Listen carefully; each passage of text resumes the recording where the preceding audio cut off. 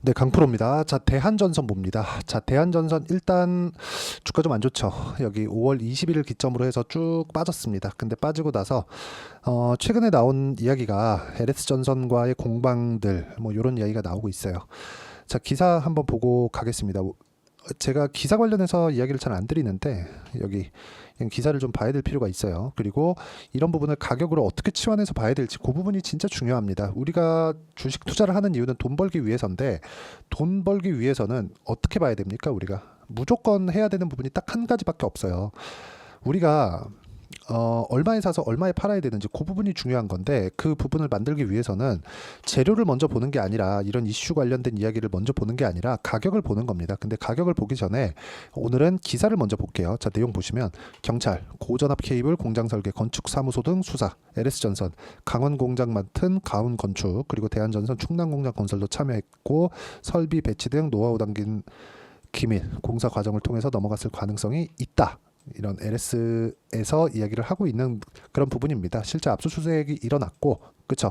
이게 한 일주일 정도 지난 내용이에요. 그런데 어떻게 됐습니까? 떨어졌죠. 떨어져서 지금은 안 빠지고 있어요. 이쪽 구간은 뭐였죠? 시장이 안 좋았습니다. 만약에, 그쵸? 만약에 이게 시장이 안 좋았을 때 이런 악재까지 가지고 있는 상황에서 주가가 빠질 것 같았으면 여기서 더 빠졌어야 돼요.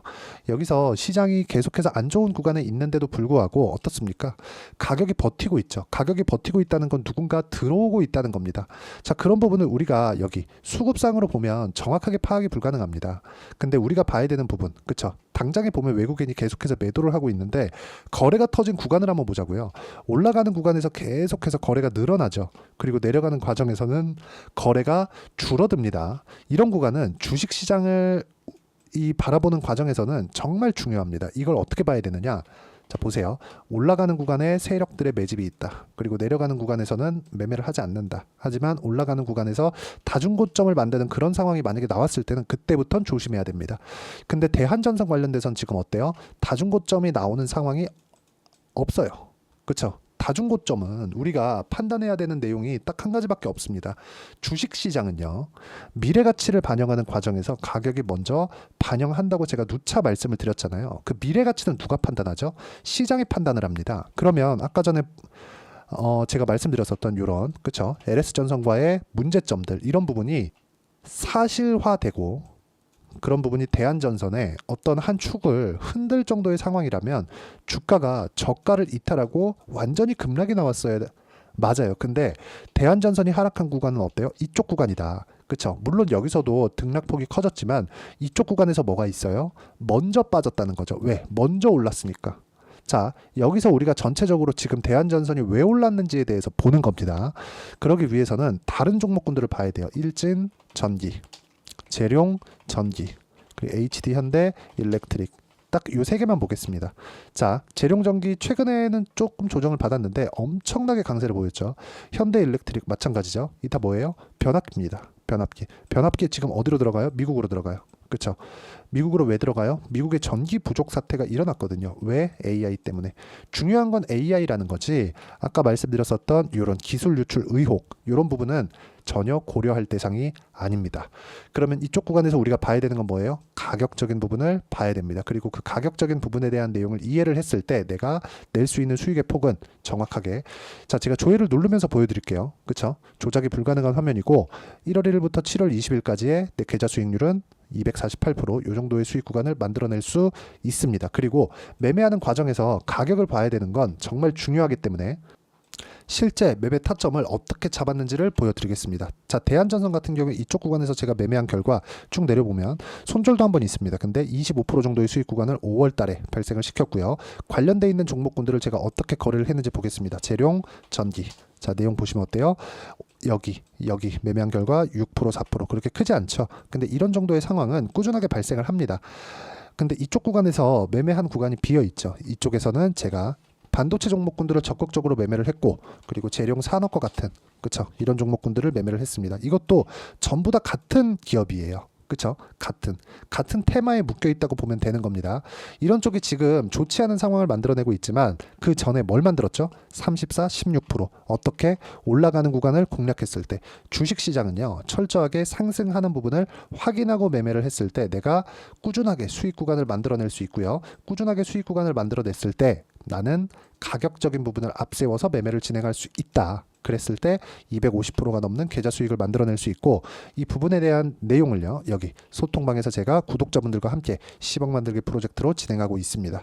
자, 내용 보시면 간단합니다. 주식시장은 가격이 먼저 반영하기 때문에 우리가 가격적인 부분을 보라고 이런 이야기를 드리는 거고, 예를 들어서 그래요. 쭉 올려보면 여러 가지 종목들을 매매하죠. 두산 에너빌리티 같은 것도 제가 목요일 날 다 매도를 했습니다. 근데 이런 부분 조금 아쉬워요. 한번 보여드리면 두산 에너빌리티, 자, 정확하게 뭐가 나오죠? 매매하는 과정에서 수익 구간이 발생한다는 점, 그리고 이 수익 구간에 대한 내용은 어떤 식으로 나옵니까? 미래 가치를 반영하는 주식시장의 특성을 고려를 해야 된다는 거죠. 그랬을 때 싸게 사지 않는다. 싸게 사지 않았을 때 우리는 수익 구간을 만들어낼 수 있다는 점이 중요합니다. 보유기간 때문에 그렇습니다. 그리고 그런 부분을 여기 소통방에서 공유를 해드리고 있고, 예를 들어서 태성과 같은 종목군들을 한번 보면 올라가는 구간에 공략한 결과 50% 정도의 수익 구간을 만들어내고 있죠. 이것도 가격적인 부분이죠. 주식시장은 이렇게 가격 기준에서 움직입니다. 그러면 대한전선도 어떻게 돼요? 대한전선.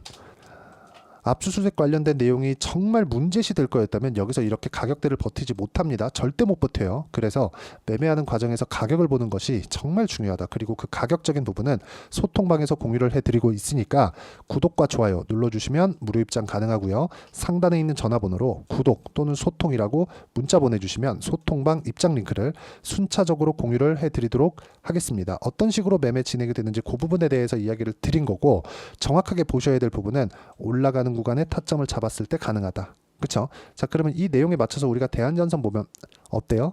LS와의 문제가 있지만 미국의 상황은 변함이 없고, 최근에 조정을 받은 부분은 반도체가 조정을 받았기 때문입니다. 자, DI 볼게요. 매수매도 마지막에 매도하고 쭉 빠지죠. 어때요? 25%, 14% 이런 정도의 상황 나옵니다. 그런데 밑에 내려오면 더 있기도 해요. 뭐 26, 22, 18% 이렇게 꾸준하게 여기서 수익을 냈죠. 내려갔을 때, 그쵸? 매매 안 하는 겁니다. 여기서 제가 그럼 왜 팔았느냐? 더 올라갔죠. 이날 그냥 빠져서, 그래서 매도한 거예요. 이 부분이 진짜 중요합니다. 대한전선은 그럼 지금 뭐 하라는 거예요? 올라오는 부분 확인하고 매수하면 되는 거예요. 왜? 전기 부족. 지금 미국에 설비 투자가 일어나고 있으니까 그 사이클을 타는 거지, 우리가 LS와의 뭐 문제가 있기 때문에 이런 부분에 대한 내용은 전혀 고려될 그럴 대상이 아닙니다. 그리고 무엇보다 엔비디아의 그 수요, 그렇죠? 반도체 수요는 지속적으로 늘어나고 있기 때문에 그 수요에 맞춰서 우리가 봐야 되는 부분은 철저하게 가격적인 부분이지 뭐 소송 관련된 그런 부분이 아닙니다. 그리고 그 내용에 대한 부분, 즉 가격적인 부분을 제가 여기 구독자분들과 함께 10억 만들기 프로젝트를 진행하고 있으니까 구독과 좋아요 눌러주시고 상단에 있는 전화번호로 구독 또는 소통이라고 문자 보내주시면 소통방 입장 링크를 제가 순차적으로 공유를 해드리도록 하겠고요. 자, 이런 식으로 매매하는 원리가 있겠죠. 그 원리, 이론적인 부분은 여기 대한전선의 단기 보유 전략, 2주 안에 어떻게 수익 전환을 시킬 것인가, 그러려면 확인 필요하다 그랬죠. 보유기간 줄여야 되니까 이 내용을 제가 대한전선의 실시간 타점과 함께 문자로 공유를 해드리도록 할 테니까 상단에 있는 전화번호로 대한전선이라고 문자 보내주시면 단기 보유 전략과 실시간 타점을 문자로 공유를 해드리도록 하겠습니다.